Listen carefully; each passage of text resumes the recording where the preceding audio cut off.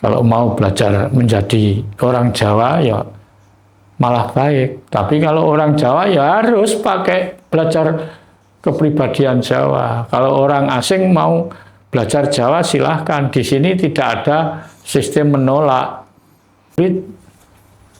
Kalau mau melakukan.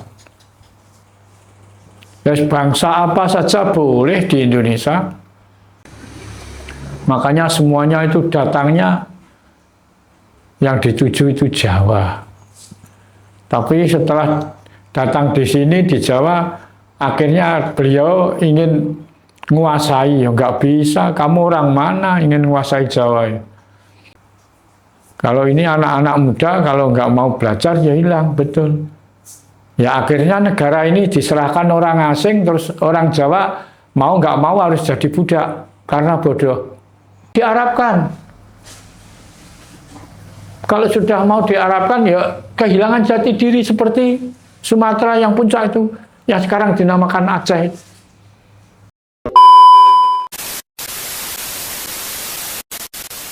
Kan gitu. Kan sudah cukup.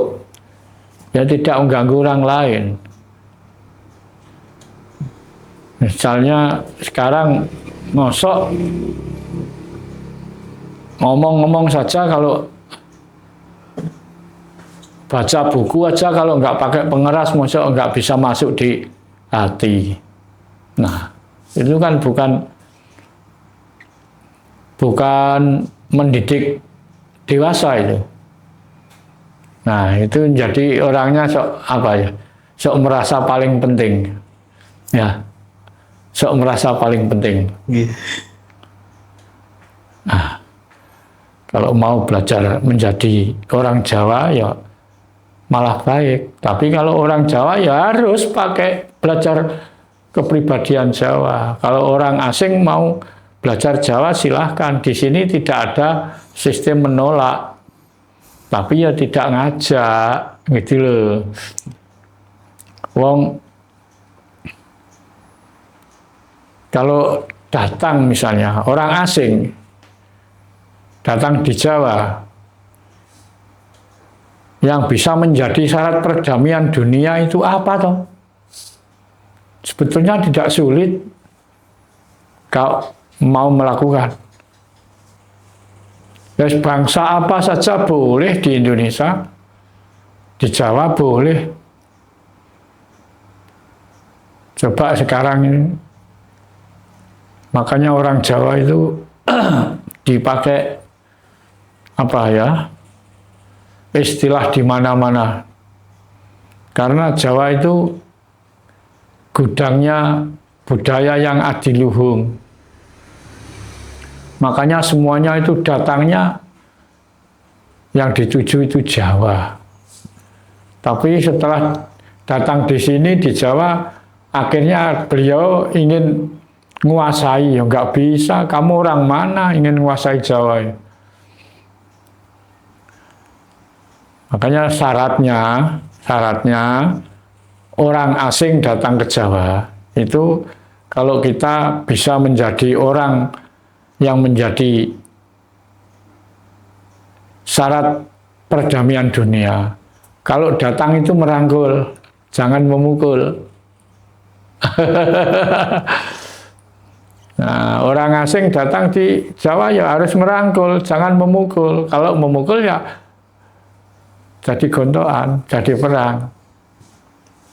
Kalau kita dipukul ya sekali dua kali diem, tapi lama-lama ya berani. Ngamuk, ya membalas lah. Nah sekarang ini kalau dirasakan, kalau dilihat secara jelas, orang Jawa itu sudah banyak yang hilang Jawanya. Iya. Kalau ini anak-anak muda, kalau nggak mau belajar, ya hilang, betul. Ya akhirnya negara ini diserahkan orang asing, terus orang Jawa mau nggak mau harus jadi budak, karena bodoh. Ya, makanya jangan menjadi orang bodoh. Atau atas nama Jawa, atau atas nama pribadi, atau atas nama bangsa, Yang saya lihat, yang saya rasakan sekarang ini, bangsa kita ini sekarang ini sebagian besar sudah menjadi budak orang asing. Banyak ini bangsa kita ini, bangsa Nusantara. Kan orang ini kan nggak tahu orang sekarang. Yang ditahu kan hanya kita ini bangsa Indonesia. Sejarahnya gimana? Negara kita dikatakan negara Indonesia ini sudah berapa tahun? Ya, baru 80 tahun. Negara ini jadi republik. Nah, tiba-tiba sekarang diikuti sudah menjadi zaman republik, orang kecil malah tidak enak, malah sengsara. Padahal kekayaan negara sekarang sudah melimpah loh, sudah berwujud gemari pahlo jinawe, tapi rakyatnya banyak yang menderita kok. Nah, ini kebodohan kita. Selama kita menjadi republik Indonesia ini kok tidak semakin nyaman ya. Makanya kita harus mengikuti aliran zaman. Kita harus pinter. Jangan bodoh. Kalau bodoh ya selamanya jadi budak. Nggak ada orang bodoh jadi majikan. Nggak ada. Ini kalau diomong lebih dalam lagi ya, walah banyak mas. Sebetulnya kita ini kan ya jadi bangsa Indonesia, Republik Indonesia baru berapa tahun? Belum genap 100 tahun. Baru 80 tahun toh. Merdeka ini, merdeka apanya? Merdeka kok tidak lahir batin toh. Nah, jajah. Sekarang kalau orang merasa mengakui bahwa kita bangsa kita ini merdeka, orang yang bodoh, yang tidak ngerti. Kita ini dijadikan budak bangsa asing oleh bangsa asing. Karena apa? Ya karena bangsa kita ini bodoh. Makanya kalau supaya kita tidak dijadikan budak, ya jangan bodoh. Jangan tinggalkan jati diri. Kalau orang Jawa, ya jangan tinggalkan Jawamu, apalagi hidup di Jawa. Orang Sumatera hidup di Sumatera, ya gitu. Jangan tinggalkan Sumateranya. Kalau sudah kehilangan jati diri seperti itu, yang sekarang dinamakan Aceh itu. Aceh itu kan bumi Sumatera. Nggak ada bumi Aceh. Aceh itu sudah peralihan nama. Saking lamanya ratusan tahun itu dikuasai oleh orang asing. Makanya Aceh itu kan disebut Serambi Mekah. Loh, mari kita pakai pikir yang jernih. Aceh itu kan bumi Sumatera, yang puncak pas utara. Puncak paling atas gitu. Paling atas. Tapi diklaim dengan penjajah. Siapa yang menguasai Sumatera, puncak Sumatera? Sekarang dinamakan Aceh. Itu penjajah.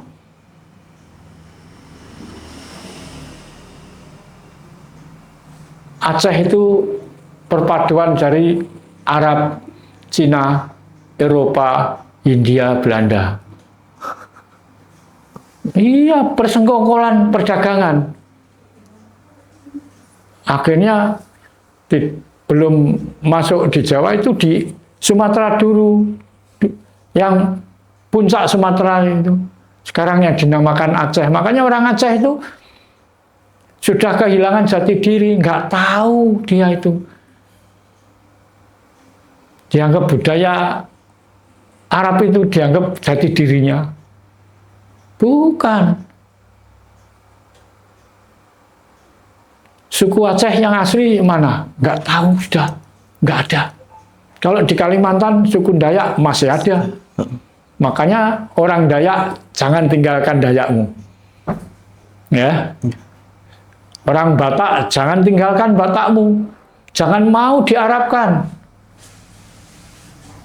Kalau sudah mau diarabkan ya kehilangan jati diri seperti Sumatera yang puncak itu, yang sekarang dinamakan Aceh.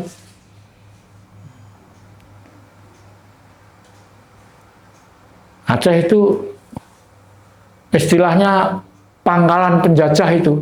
Iya, Pak. Pangkalan penjajah untuk merebut negara kita ini, Nusantara ini. Kita ini sebenarnya bangsa Nusantara. Yang benar itu kita ini bangsa Nusantara, bukan Indonesia. Indonesia itu sudah nama baru ini. Baru berapa tahun ini? 80 tahun ini. Mulai presiden pertama Pak Soekarno. Itu saja sebetulnya sudah dipakai alat dengan orang asing, Mas ya.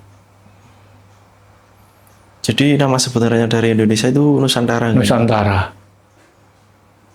Belum ada Indonesia, belum ada apa Nusantara. Nggih, Mbah. Dari pembahasan bulan Suro kita menuju ke bulan Safar, Mbah. Di bulan Safar orang tua kan dulu sering berkata hati-hati ojo sembrono. Menurut Mbah Harjo, apa yang perlu dijaga di bulan Safar? Pikiran, ucapan, atau tingkah laku, Mbah? Kalau menjaga ucapan dan perbuatan itu tidak hanya di bulan Safar, ya selamanya. Karena begini, Mas, memang di bulan-bulan itu semua ada maknanya. Safar itu ada yang mengatakan apa ya, apit apa itu, ada yang mengatakan gitu. Nah, nama-nama bulan itu sebetulnya kan sudah diganti tuh, Mas. Sudah diganti. Suro, Safar, Mulut itu sudah diganti, sudah. Ya nggak apa-apa lah. Diganti namanya, tapi cuma maknanya jangan dihilangi. Maknanya jangan dihilangi. Makanya saya tadi sudah bilang, tahun Jawa itu sekarang saya sudah menemukan yang asli. Jadi sebelumnya saya ya mengikuti tahun Jawa, tapi saya sudah terasa ini tidak benar. Ternyata iya tidak benar. Yang sekarang tahun 1959 ini ya tahun Jawa, tapi tidak yang asli. Sebetulnya tahun 1 Masehi orang Jawa sudah punya tahun kok. Sudah. Sebelum Masehi udah ada, Mas? Sebelum Masehi orang Jawa sudah punya tahun. Nah, katakan tahun Jawa. Tahun Jawa itu tahun Nusantara, Mas. Tidak hanya tahun Indonesia. Tahun Nusantara waktu itu. Karena sekarang tahun Jawa ini sudah 2937. Itu loh. Makanya ini ada di kalender Jawa itu tahun 1959 garis miring 2937 lah. Yang 1959 ini tahun Jawa rekayasanya Sultan Agung. Orang asing. Ah, gini, Sultan Agung itu orang Indonesia tapi bukan asli Indonesia. Bukan asli orang Jawa ya, yes, dari orang asing lah. Tapi atas nama Jawa. Diklaim juga ini, Pak. Iya. Jadi Sultan Agung itu bisa dikatakan orang Jawa, tapi hitungannya, keyakinan Arab.